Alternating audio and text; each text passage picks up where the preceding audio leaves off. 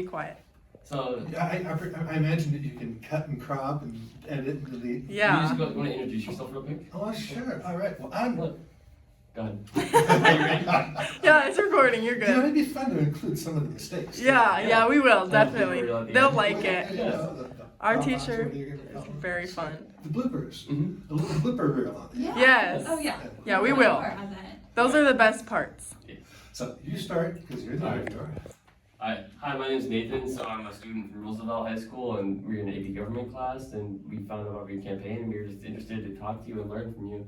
So you can go ahead and introduce Glad yourself. to meet you. Yeah, great to meet you too. Okay. Awesome. I'm David Sokaitis. I've been around studying local government for like 10 years, and there's some good things, but there's a whole lot of bad things. And I want to get elected so I can restore honesty and integrity and compassion to local government and fix all kinds of stuff all at the same time. I think it's going to be so cool to actually get all these ideas out of my head and into my staff members and say, hey, get all this stuff done, fixed for us. And I think it'll just be a blast. Awesome. Well, to add to that, I'll give you just sort of, one of my questions was about government. I know you've spoken at some city council meetings and 190 of them. Let's go. Wow. How do That's you a see? lot of speaking Yeah. at city council meetings. I imagine. So how do you think the role of public participation and involving ourselves in democracy, like local and other levels, like how can we improve involvement and participation? The big thing about local government and national government is that people in elected office really don't care what the rest of us think. They just don't. You can read about people that have surveys and say, you know, everybody wants this and Congress votes for that. If you go to city council meetings and there's some proposal up on the floor and there's 10 people lined up to speak and say, no, in city council, we don't care, we're gonna do it anyway. Government doesn't work for the people because government works for rich campaign donors instead. Very bad news for democracy. Very bad, very bad. So what we need to do is change who pays for elections. It needs to be the taxpayer, not rich donors. And then once politicians work for the common person, the common voter, well then we'll get a whole lot different government. That's what we need to change. That one thing would change everything. But it's going to be really hard to make that change because the people who have their money and their power, oh, they want to keep it so bad. Yes, that's the big problem. There's a lot of big people out there. There's just so much money that you don't know, like, if they're really like doing it for everyone or just for themselves, like selfishly. 4 people own, or was it 4 or 5 people own how many $1 billion? Exactly. Pretty clear who they're doing it for. Mm-hmm. You know, Donald Trump accepts a gift from Qatar, this beautiful plane, $400 million. Well, yeah, $400 million aircraft just for Donald Trump. Pretty clear he's not doing that for me or for you. No. What kind of favors is he going to give to the government of Yeah, Qatar? great. Oh, yeah. Yeah, so along with that, how do you view the balance between civil rights and individual liberty compared to the government's responsibility to maintain like public order? We have a constitution. It's valuable. We the people, in order to do this, government, pretty strong statement of the importance of democracy and civil rights. We the people, that's in the Constitution. First 3 letters. First three letters. There's a blooper for you. First 3 words. We the people. Oh my gosh, you know, like that's the whole point. Civil rights, democracy, that's the whole point of the American government experience.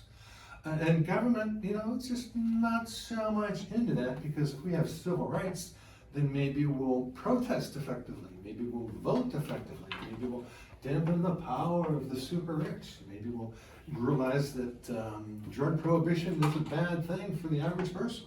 Maybe we'll realize that we've got the world's biggest prison system and try to change all that. So there's a lot of people with a lot of money who don't really want us, the rest of us, to have civil rights, because then we might reduce their power and their wealth.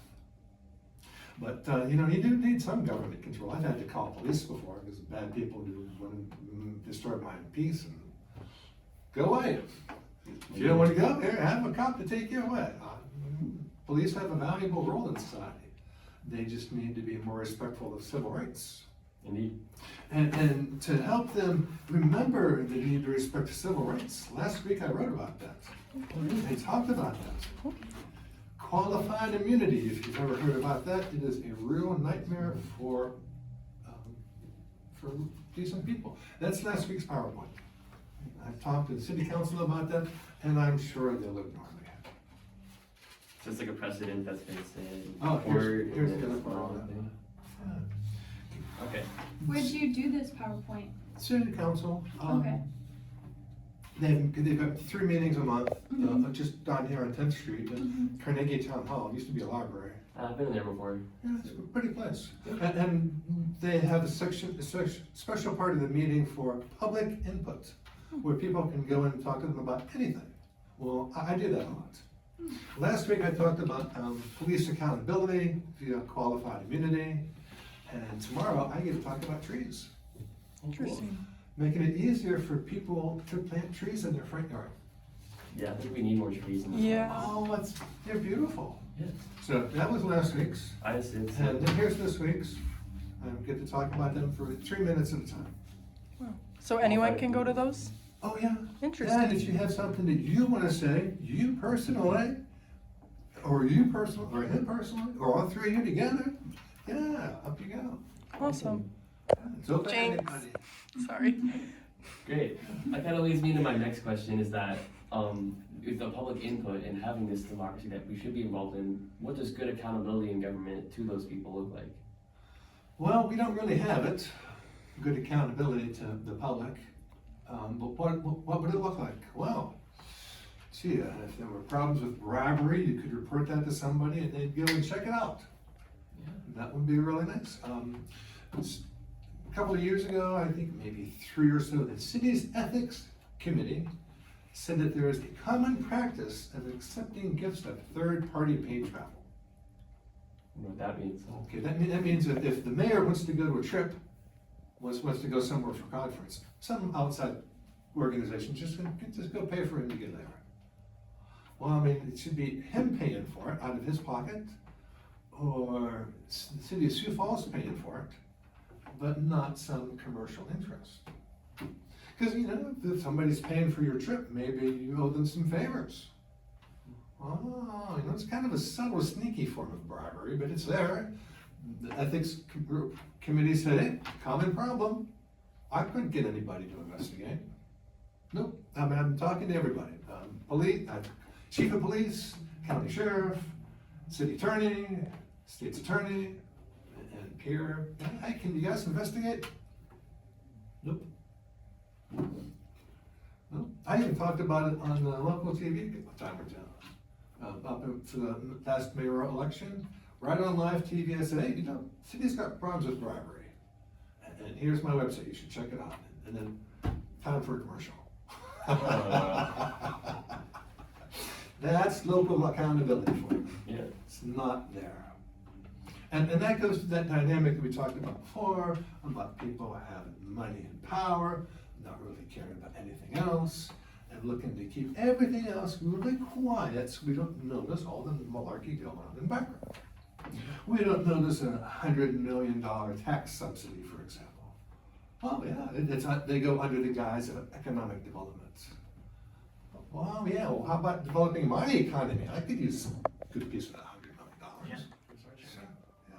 And we don't notice things like, a massively overpriced construction project. That ramp just down the road that was never finished. Yeah, the city got an estimate that said you could build a nice one for $10 million. A couple years later, they built a smaller one for $21 million. Yeah, you think maybe there's a problem there? You think maybe there's some secret deals in the background? Well, I sure do. Yeah, I wonder. Yep, so where's the accountability? Yep. It's not there. There's nobody to talk to because everybody is sold out. And if you really want some accountability or the lack thereof, why don't you go through the TSA screening and then they have to do a groin pat down on you because there's something suspicious there. Yeah, well, no. Well, if you want to go on that plane, what choice do you have? And if you complain too much, out you go. Yeah, something to think about. Oh, yeah. That's awesome. So that kind of ties into my next question is that mentioned you talk about the construction projects and Oh, yeah. like roads and buildings. So I know we have a lot of bumpy streets in Sioux Falls and potholes, We do. and that's a huge need. So it's a big concern for our residents. What would you plan to do to improve that, and how would you do it? I think if the city fixed potholes better the first time, they wouldn't have to go back and fix them 3 more times. If you look closely at some potholes, you can see, oh, here's a line where they chopped out the concrete, and here's another line where they patched it with tar, and here's another line where they patched it with tar again. It's like, can't you guys fix it right the first time? Yeah. Now, it takes longer to fix it right the first time, and you have to spend more money, materials, and manpower, but then you don't have to fix it 3 or 4 or 5 more times. So I would like to see the city switch to higher quality repairs that are more permanent. I think that would go a long way. And there happens to be a whole lot of people up in the penitentiary who are probably bored out of their brains. I think they would be happy to get out and to help us repair our roads. Yeah, something productive to do. Yes, I think that would be very productive. What if they run away? Well, there's always, if you're really worried about that, you can hook them to a ball and a chain, and that makes it a lot harder. Well, I mean, even that's gonna be better than being stuck in a cage. What if they don't want to do the work? Do you make them, or do you just I think it leave could be them? like an option, I don't know. Yeah, I free think time. Optional would be good, but if you got actually pay them, I mean, even if you pay them $1 an hour, right now they make about $1 a day. Mhm. So, oh yeah, if you could multiply their pay rate by a factor of 10, I think that, and it's still slave labor at that rate. Yeah. I think they'd be pretty happy to get out. Could you, If I was stuck in a cage, I'd be happy to get out.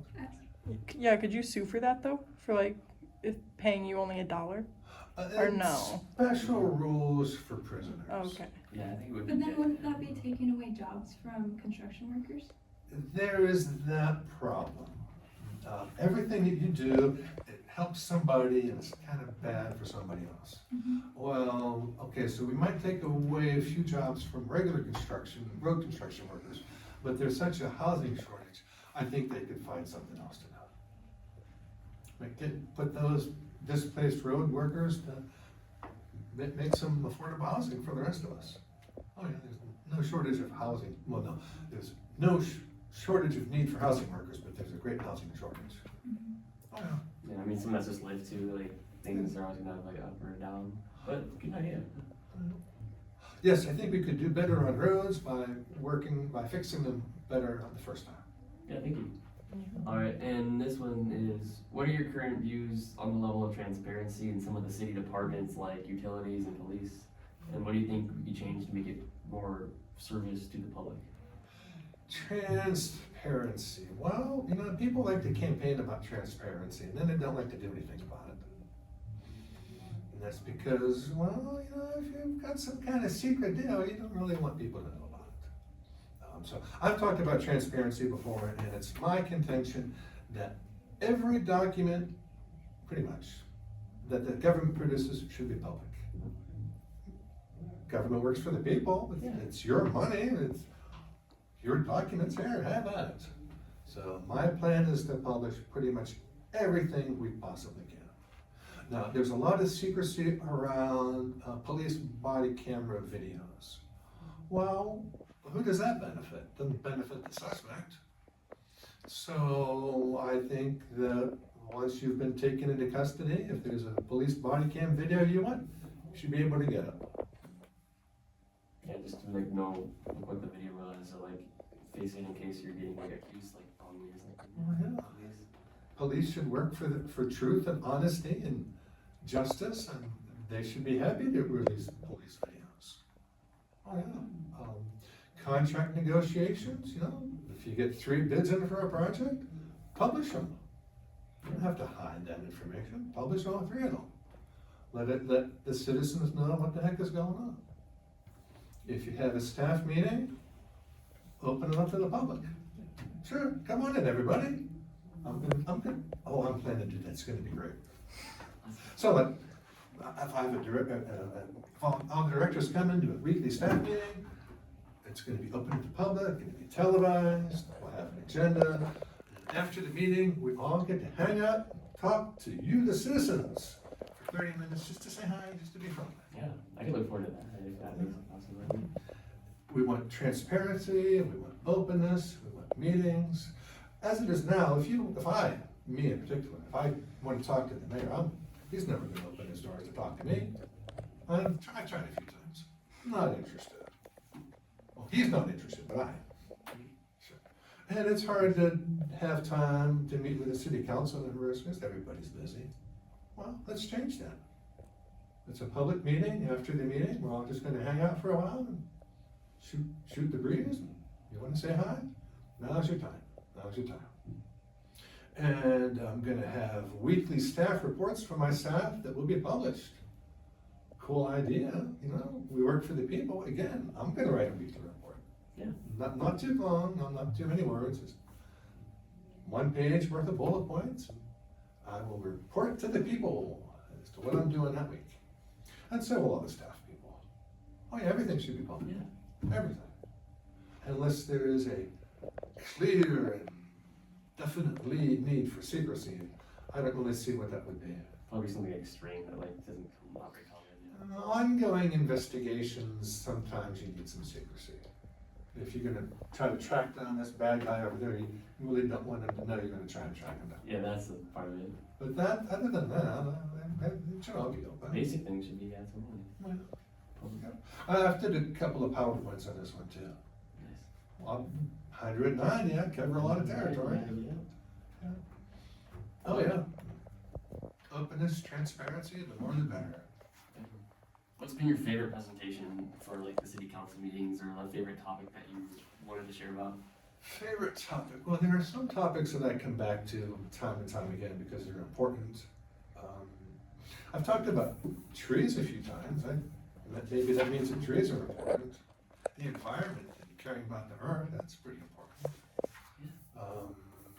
I talk about police accountability and better policing a lot because police have a big impact on how we live. It just should be nice to everybody. Homelessness is a big issue. Yeah, We could solve that in Sioux Falls if we wanted to. How hard is it? Yeah, Sioux Falls is in a better position that we could have a lot of resources that can help, and it's a good city with good people. Oh, yeah. The thing about homelessness is it's cheaper to house the homeless than it is to ignore them. And just wrap your head around that for a little while.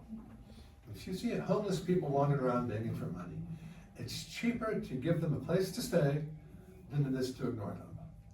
And that's because, homeless people, crime, a little bit of petty crime here and there, police calls all the time, ambulance calls. It's expensive. Well, cheaper to feed them and give them a space.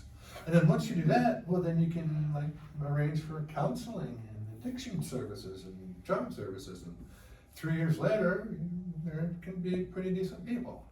But you have to be willing to make that investment. You have to be willing to care. And if your government is always focusing on serving the super rich, then you can't even think about helping the poor people. So I've talked about that repeatedly, and we need to just change that approach.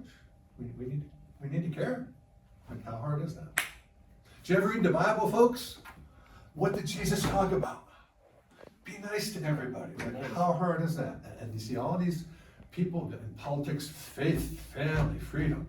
Well, what the heck happened to the words of Jesus, guys, We don't need this double talk. If you're going to talk about faith and family and freedom, well, then put some money behind it, put some time behind it, and actually take care of these people. Too many politicians are just modern day Pharisees. Oh, I'm such a good guy. Bad.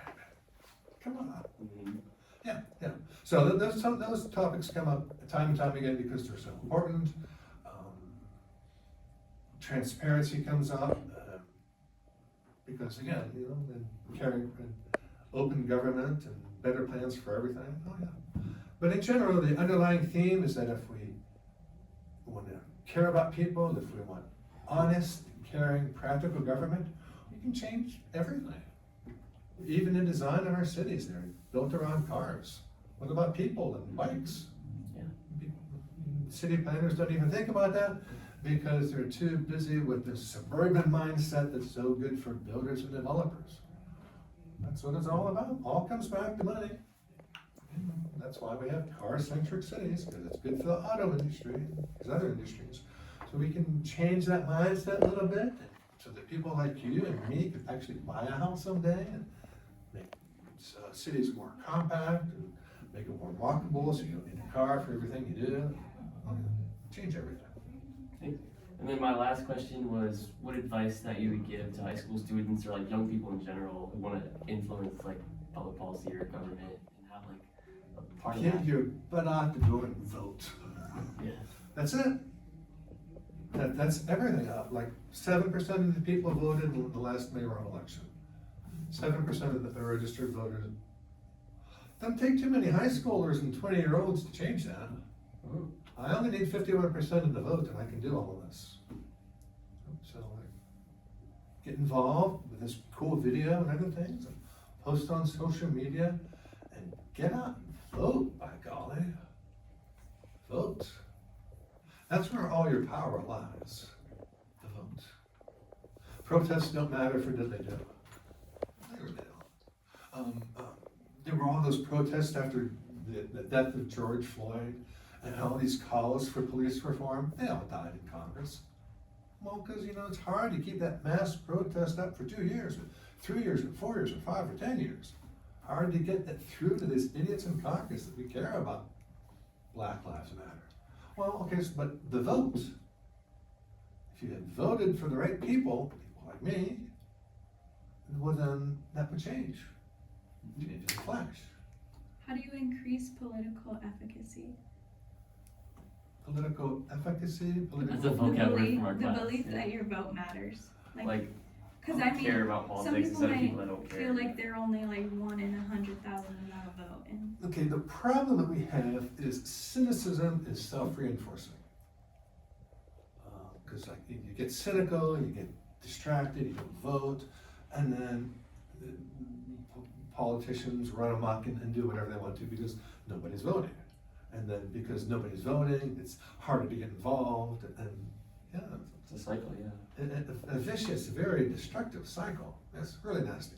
How do you kick people and get them going to vote? I think Donald Trump's doing a good job of that. No, he really is. He's doing so many very bad things that people are starting to wake up and thinking, maybe we really need to change this. Oh, yes. And it's something crazy in the news every day almost. Yes, like that $400 million jet from, oh yeah. And deporting people without due process. Just picking people up, no trial, no hearing, no nothing, just off you go. Well, how long is it gonna be before he comes after me? Or you, or you? Pretty dangerous. Oh yeah, but that kind of thing is enough to wake people up. And it's kind of a shame that it needs to be so ridiculously extreme, but that's where we are. People are waking up. Oh yeah. And I plan to go through town and share my platform and my story and my hopes and my dreams and my plans, and I think it'll help people wake up a little bit. If you have bold and fearless people running for office who aren't afraid to say, we've got corruption problems, well then it helps people to wake up and say, yeah, I like him. Yeah. He's got a good plan, he's got good ideas. Have you seen my press release? It's pretty cool. Alright. That I have 3 copies of. I did Lovely. hear that it was official that like they declared the campaign for next year. Thank There you. go. So I saw that Awesome. release and Let's do a That's little, me. in case the class wants to pause, but I'll read it. If you want more, I'm sure I'll print more for your class. Yeah, yeah, can I bring You it know- back for my project? This is all for you. Okay, perfect, thank that's you. funny. Yeah, Thank awesome. you soon. Sweet. perfect. Awesome. Do you have any more questions, Nathan? No, that was it. Okay. You don't have to. Okay.